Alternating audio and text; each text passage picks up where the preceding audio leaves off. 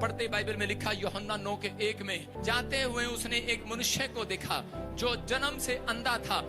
देखो यहाँ पर एक व्यक्ति था जो जन्म से अंधा था, और जब वो अंधा बच्चा पैदा हुआ तो उसी समय वो आदमी यीशु मसीह के पास गया और जाकर कहने लगा, परमेश्वर मुझे एक बात बताओ, यीशु मुझे एक बात बताओ कि ठीक है मैंने आज तक सुना है किसी को पैरालाइज हो गया, हाँ इसने कोई पाप किया होगा, इसको कोई प्रॉब्लम हो गया, इसने कोई पाप किया होगा, लेकिन कहता है ये बच्चा जो जन्म से अंधा पैदा हुआ इसने क्या पाप किया? इसके माँ बाप ने पाप किया हो सकता है, लेकिन इसने कौन सा पाप किया जो जन्म से अंधा हुआ? क्योंकि मैंने सुना है जो पाप करता है वो बीमार पड़ता है, लेकिन इसने कहा, कहता है कि ये व्यक्ति ने, कहता है ये अंधा है जन्म से, इसने क्या पाप किया मुझे बता। यीशु मसीह ने कहा, कहता है कि इसने कोई पाप नहीं किया, कहता है ये इसलिए ऐसे पैदा हुआ कि ताकि परमेश्वर की योजना इसके जीवन से पूरी हो। हालेलुया।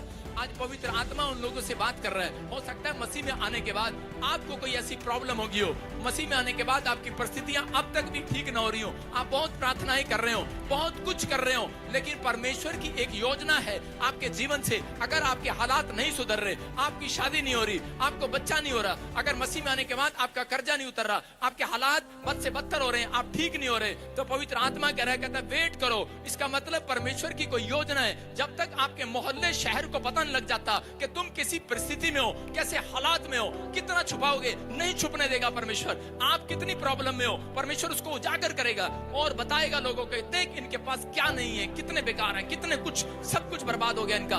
लोग आपका थू थू करेंगे, लोग आपके बारे में कहेंगे तुझे कुछ नहीं मिला, लेकिन उसमें जो व्यक्ति बना रहेगा और परमेश्वर से प्रार्थना करता रहेगा, परमेश्वर उसका टाइम चेंज करेगा यीशु मसीह के नाम में।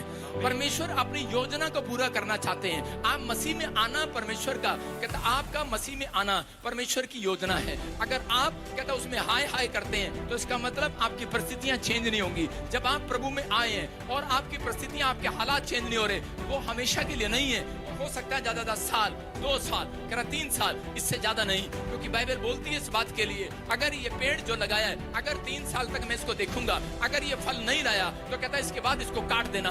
पवित्र आत्मा भी देखता है, कहता है अगर 3 साल तक भी, 1 साल, 2 साल, 3 साल, अगर कोई व्यक्ति नहीं सुधरता तो वो काट देता है उसको। अगर कोई व्यक्ति प्रभु में होकर फिर भी बना रहता है, और चाहे वो किसी भी हालात में हो, कैसी भी परिस्थिति में हो, तो परमेश्वर उसके लिए योजना तैयार करता है। आज रात परमेश्वर ने आपके लिए एक योजना तैयार की हुई है। अगर आप मसीह में हो, आपका कोई काम नहीं बन रहा, पवित्र आत्मा कह रहा आपके लोग देख रहे हैं, आप पवित्र आत्मा एक योजना बनाएगा, आज रात एक प्लान बनाएगा और आपके हालात बदलेगा। आज रात आपके लिए एक समुद्र के 2 फाड़ करेगा, रास्ता बनाएगा, और उन्हीं लोगों के सामने, वही लोग आपके सामने, आपके गांव मोहल्ले शहर के जिन लोगों ने 3 साल में आपको देखा होगा मसीह में जाते हैं, वही कहेंगे आज रात के बाद, क्योंकि परमेश्वर की महिमा होगी उन लोगों के बीच में।